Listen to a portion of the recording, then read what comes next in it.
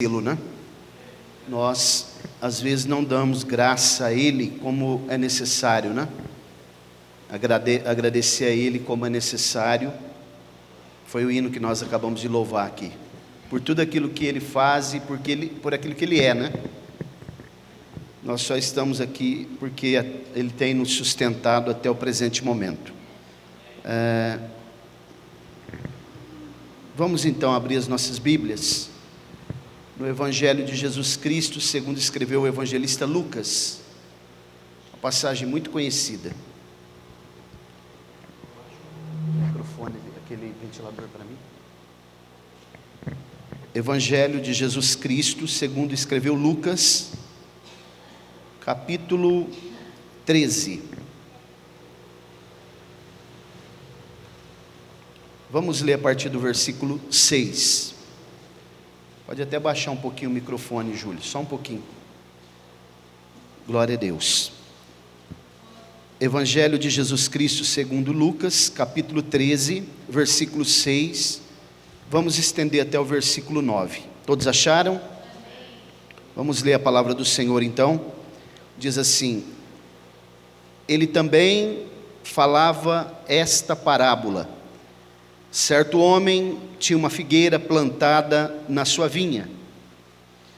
Ele foi buscar fruto nela e não o achou. Então disse ao vinhateiro: Eis que há 3 anos eu venho buscar fruto nesta figueira e não acho.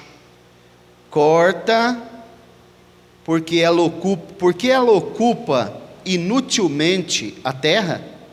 E respondendo ele, disse-lhe: Senhor, deixa também este ano, até que eu cave em seu redor e a esterque. E se der fruto, bem; se não, então depois tu a cortarás. Podemos dizer amém? Glória a Deus. Muito bem, irmãos. É uma palavra bem conhecida, né? Eu acredito que nós já até falamos alguma coisa sobre ela aqui, sobre essa passagem. Demos um panorama aqui, eu me lembro um dia, sobre esse assunto. E como todos os assuntos das Escrituras, sempre tem algo novo para nos ensinar. E é importante que nós apenas não venhamos a escutar, a ouvir, né? Mas que também possamos praticar aquilo que nós estamos ouvindo. Então, mais uma vez eu vou bater numa tecla aqui, que talvez os irmãos vão pensar: mas o pastor Mauro vai vir com esse assunto de novo. Nós sabemos, irmãos, já tenho ensinado vocês aqui, que infelizmente a igreja contemporânea, atual, ela tem se afastado muito do evangelho puro, do evangelho genuíno. E não é por acaso que nós temos batido muito nessa tecla aqui, porque a igreja, a partir da reforma, muitos pensam que a igreja, ela teve uma reforma totalmente abrangente, que essa reforma resolveu todos os problemas da igreja. Mas o fato, irmãos, e quando a gente vai estudar a história de Martinho Lutero, a gente percebe que Lutero, ele fez um trabalho muito importante, mas Lutero, na verdade, ele nunca saiu de Roma.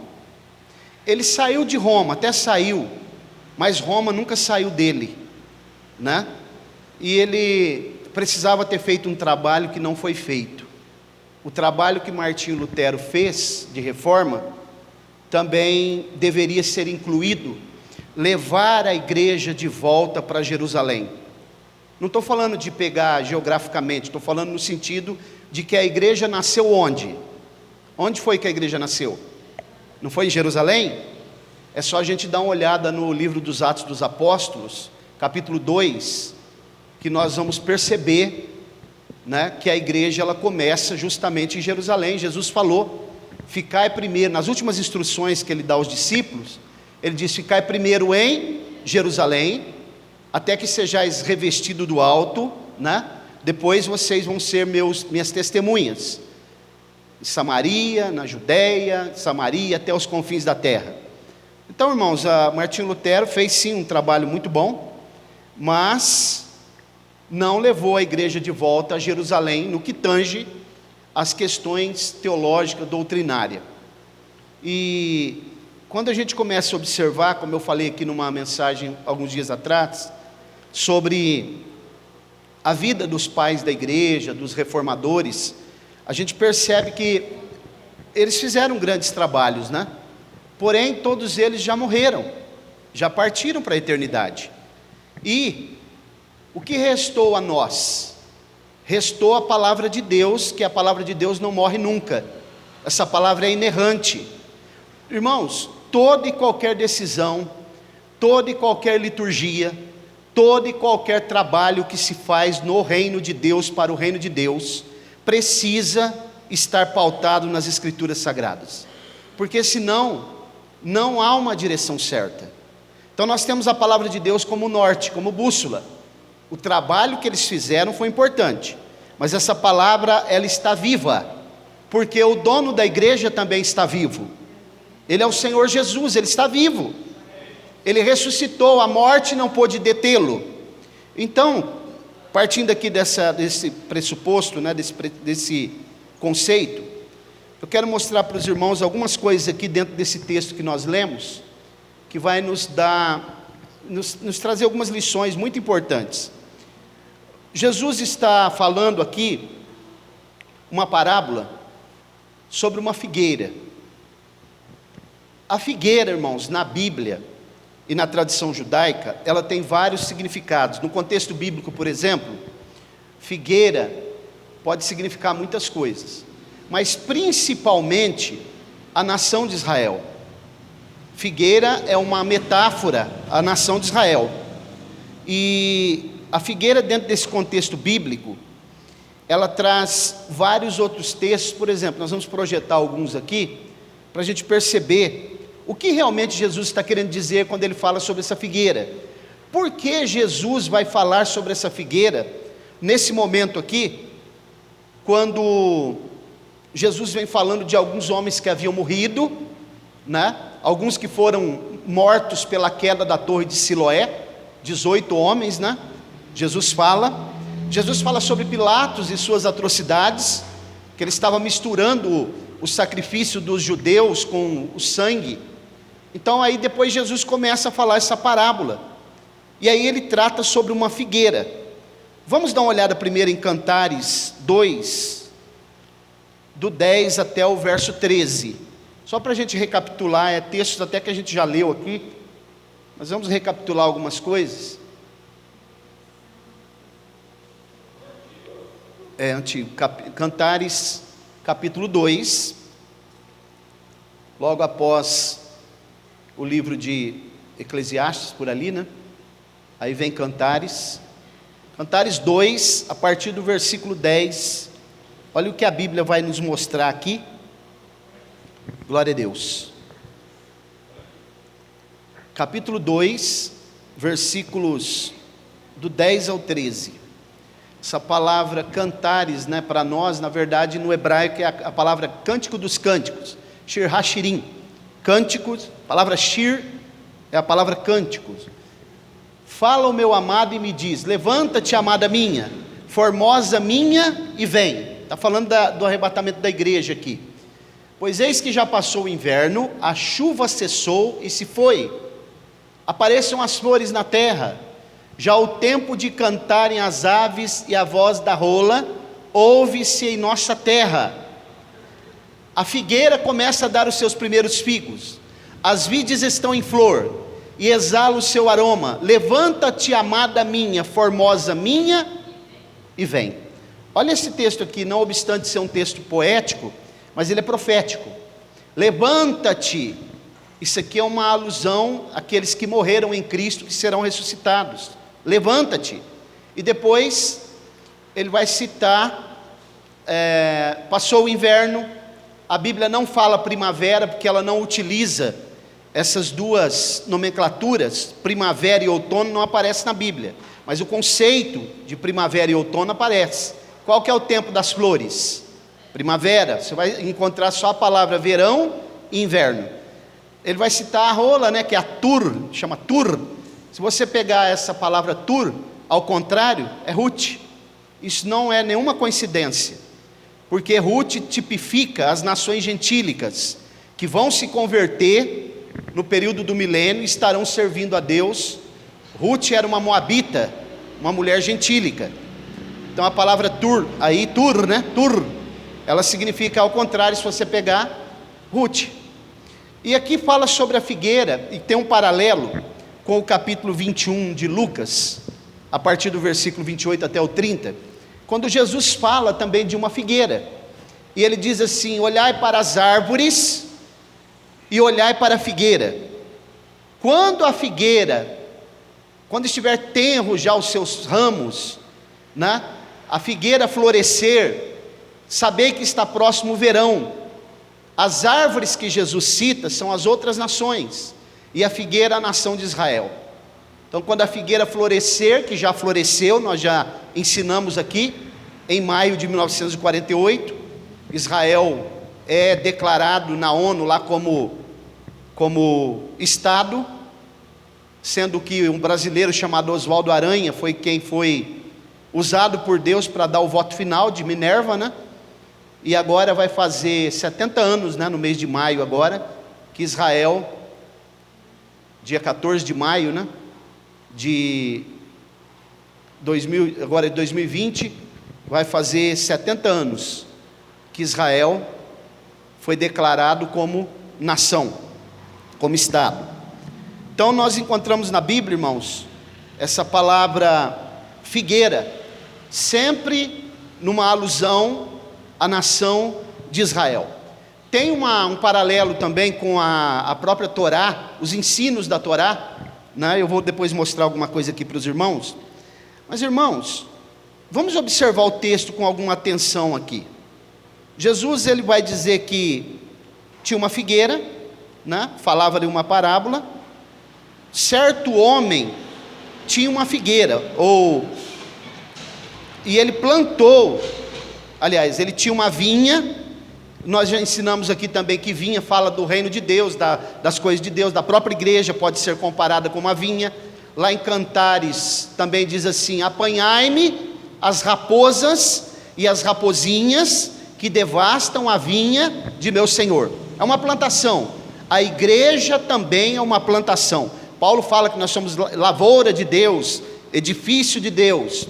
E aqui o texto está dizendo que esse homem, esse senhor, ele tinha uma vinha, e ele plantou uma figueira dentro de uma plantação de uvas. Isso aqui é algo para a gente pensar. Como que uma figueira pode estar plantada dentro de uma plantação de uvas? Ali não é lugar dessa figueira estar, né? Ali é plantação de uvas. Os irmãos sabem que a palavra videira, vocês sabem por que a plantação de uva chama videira? Porque vinho na Bíblia também tem vários significados, dependendo do seu contexto muda. Por exemplo, em Apocalipse, a palavra vinho, ela tipifica a ira de Deus, juízo de Deus sobre as nações, sobre a humanidade, né?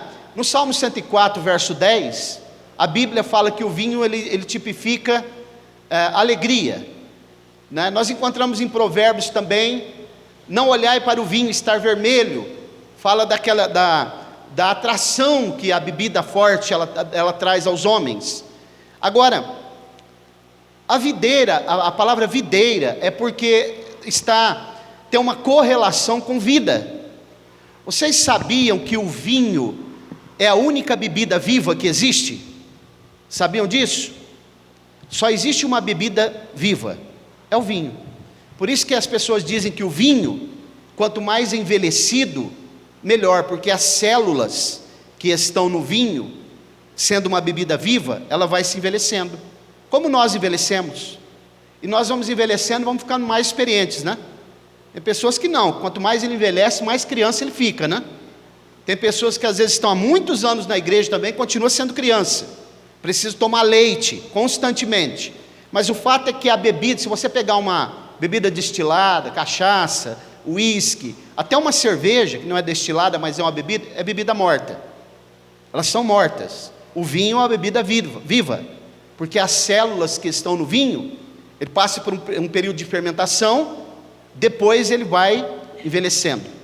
Por isso a palavra videira, vinho, está correlacionada com a vida. Ora, se Jesus em João 15 disse: eu sou a videira verdadeira, o que sai de videira? Sai uva, que consequentemente se fabrica vinho. Jesus estava dizendo assim: de mim sai vida, eu sou a vida, né?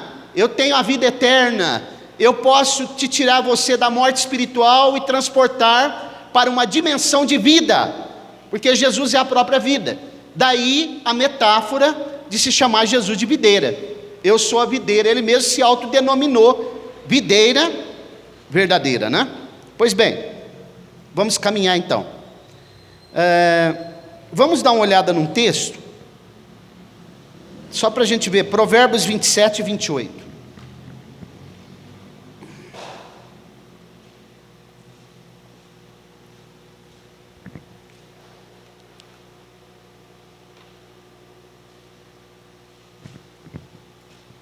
Glória a Deus. 27 e 28. É antigo. Vamos dar uma olhada então, Cantares 2,15. Não tem Provérbios 27? Vamos ler Cantares, eu devo ter anotado errado aqui. Cantares 2,15. Só para a gente relembrar algumas coisas aqui.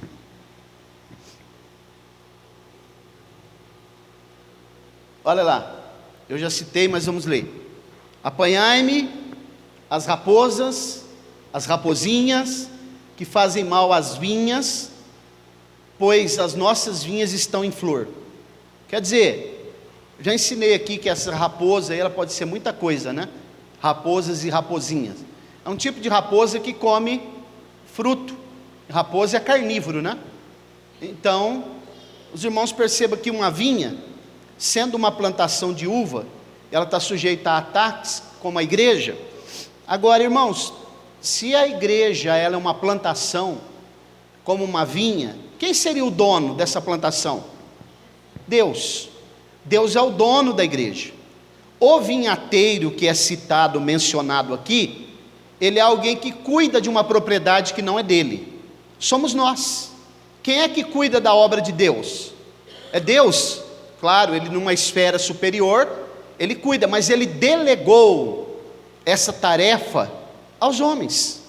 Nós somos chamados por Deus para cuidar de algo que não é nosso. Logo, nós temos que fazer isso da melhor maneira possível.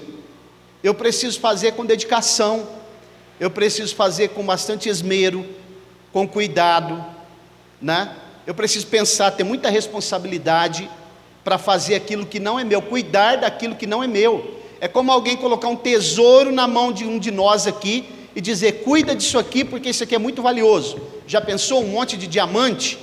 Ou um monte de barra de ouro? Agora, a vinha de Deus é muito mais importante do que qualquer coisa relacionado com bens materiais, muito mais, e está sob nossos cuidados, e um dia Ele pedirá conta de cada coisa, cada detalhe, cada atitude, cada palavra, cada postura que eu tive ao cuidar daquilo que é dele, porque Ele é aquele que colhe onde não plantou, é tudo dele. Então, se eu faço qualquer coisa no reino de Deus, procurando o aplauso dos homens, receber alguma coisa em troca dos homens, ou para que eu possa me aparecer, eu não receberei galardão e serei cobrado. E se eu fizer alguma coisa de qualquer maneira, serei cobrado também. E mais ainda, é necessário dar fruto. Nós vamos ver aqui agora, dentro desse texto, voltando para Lucas capítulo 13, vamos ler de novo para a gente entender. Versículo 6. Ele também falava uma parábola. Certo homem tinha uma figueira plantada em sua vinha.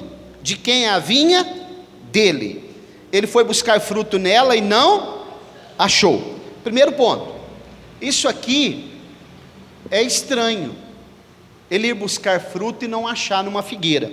Tem uma outra passagem, né, que os irmãos se lembram bem, está em Marcos, não sei se eu anotei aqui, Marcos, acho que é o capítulo 11 por ali, não precisa nem ler não sei, Marcos 11 a partir do versículo 12, tem uma outra passagem que Jesus vai procurar fruto em uma figueira, e ele não encontra fruto. Isso é outro paradoxo. A Bíblia diz lá que não era tempo de fruto, mas isso daí não existe. Figueira dá fruto o ano todo. Pesquisa sobre a figueira. Figos dão o ano todo. Por isso que é estranho Jesus ir procurar fruto naquela figueira e não achar. E ele amaldiçoou aquela figueira. Depois eu vou dar uma explicação para os irmãos entenderem. Mas voltando aqui ao nosso texto, esse dono foi procurar e também não achou. Agora, quantos anos consecutivos que ele foi procurar? 3. Sabe por quê? Porque qualquer tipo de fruto, não estou falando de hortaliças, estou falando de fruto. Qualquer fruto que você planta, geralmente ele só começa a dar fruto depois de 3 anos. Pode fazer uma pesquisa. Geralmente após 3 anos. Ele foi até o 3º ano, que era óbvio que se não deu fruto no primeiro e no segundo, o 3º deveria ter. Agora, o que tem a ver? Por que 3º? Porque Jesus está falando diretamente com os judeus. E agora, quantos anos durou o ministério de Jesus? 3. Jesus estava esperando que os judeus o reconhecessem como Messias durante 3 anos. O primeiro ano eles não reconheceram, o segundo também não, o 3º também não. Então Jesus agora ele está dizendo, aqui nas entrelinhas, por parábola, para que eles pudessem ter uma noção, entender, se vocês não estão dando fruto, não estão reconhecendo que eu sou o Messias. Em outras passagens Jesus vai dizer muitas vezes, vocês não acreditam em Moisés ou na Torá, porque se vocês acreditassem na Torá, em Moisés, na lei de Deus, vocês acreditariam em mim, porque ela fala sobre mim, ela revela sobre mim, a Escritura, ela é cristocêntrica, Jesus é o centro da Bíblia, fala de Jesus de Gênesis a Apocalipse, irmãos. Eles não entenderam, eles liam, eles examinavam, estudavam a Torá, mas não descobriam que Jesus era o Messias, não conseguiam ver. Alguns viram, né? Outros não. E Jesus está falando 3 anos já, está chegando o final do meu ministério. E agora eu pergunto aqui, irmãos, quantos anos nós estamos aqui em Colina já? 3 anos? 7, né? Como Jesus, irmãos, se comportaria se ele viesse aqui hoje, nessa igreja, procurar frutos em nós? O que vocês achariam? O que Jesus pensaria de nós aqui? Qual é a avaliação que Jesus tem de cada um de nós aqui, referente a cada trabalho que nós fazemos na obra de Deus, envolvendo todos os aspectos que nós trabalhamos aqui na cidade de Colina? Estou falando nós aqui, todos nós. Como será que Jesus está avaliando o nosso trabalho? E olha o que a Bíblia está nos dizendo, voltando para o texto, olha como Jesus aqui, ele está, versículo 7, então disse ao vinhateiro, eis que há 3 anos, venha buscar fruto nessa figueira, não acho, corta. Olha, ele foi radical, né? Aí ele pergunta para o vinhateiro, que é quem está cuidando da vinha, por que ela ocupa inutilmente a terra? Por que, irmãos? Ela ocupa inutilmente a terra. Olha a pergunta de Jesus, sendo que Jesus, não sabiam estes homens, mas o dono da igreja, o dono da congregação de Israel é ele. Eles não entenderam, eles não sabiam que eles estavam falando com o próprio Deus, não obstante ele ser homem. Então, irmãos, as palavras que Jesus fala para nós, elas são palavras muito sérias. Às vezes nós estamos no culto, participamos do culto, e pensamos assim, nossa, essa mensagem hoje foi muito dura. Olha que palavra dura, né? Deveria ter sido uma palavra mais amorosa. Mas os irmãos já pensaram como que Jesus tratava os assuntos? Vocês perceberam, irmãos, que Jesus era muito direto? Embora ele está falando por parábolas aqui, mas é uma atitude radical. Não deu fruto? Corta. Eu tenho certeza que ele não vai fazer isso conosco aqui agora, né? Mas analise aí o teu trabalho, eu vou analisar o meu. Cada trabalho que você tem feito para Deus, analise se ele está pautado nas Escrituras, se ele está pautado na obediência, se ele está pautado nos princípios que nós ensinamos aqui, se ele realmente está pautado nessa palavra que nós temos ensinado aqui, ou se é do jeito que eu penso, do jeito que eu entendo que eu devo fazer, se é segundo os meus conceitos, se é do jeito que me agrada ou não. Pense aí, irmãos, analise, que eu vou me analisar aqui também, vou fazer uma autoanálise aqui.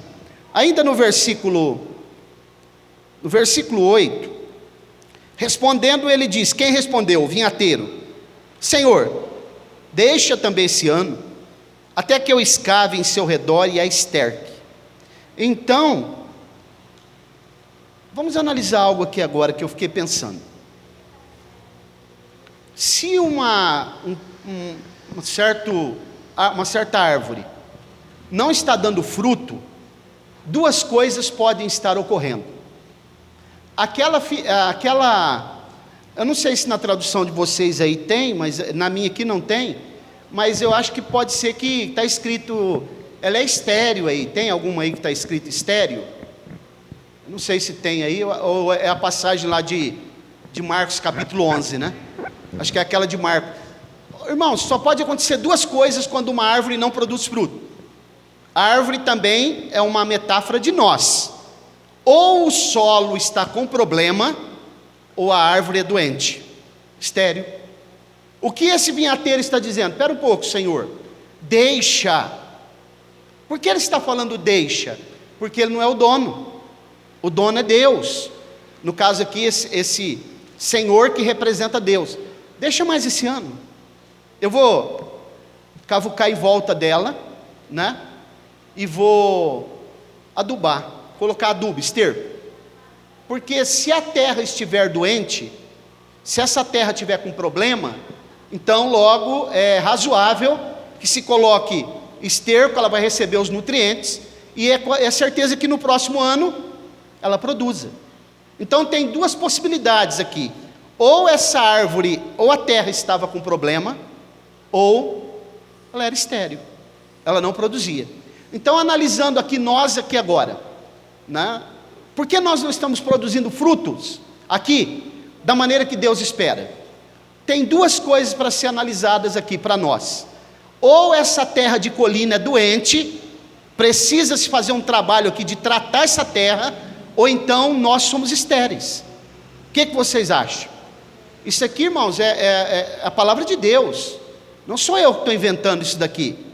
Ou a terra de colina é doente, eu quero crer que é a terra de colina, deve ser, né? Estou falando no sentido espiritual, viu?